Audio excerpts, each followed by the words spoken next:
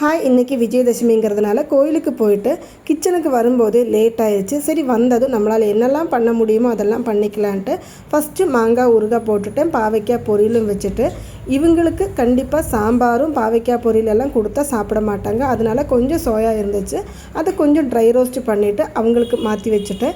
கூடவே கொஞ்சம் ஸ்வீட்டு தேவைப்படுமே அப்படின்ட்டு நான் ஜவ்வரிசியில் பால் பாயசம் தான் வச்சுருந்தேன்.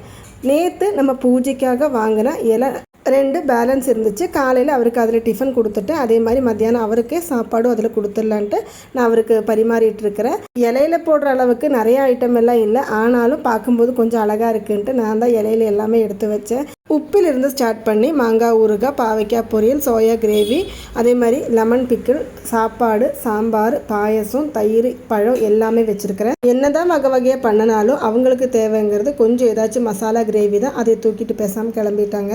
இன்றைக்கி உங்கள் வீட்டில் என்ன சமையல் மறக்காமல் கமெண்ட் பண்ணுங்கள். ஓகேங்க, பாய். நெக்ஸ்ட் வீடியோவில் பார்க்கலாம்.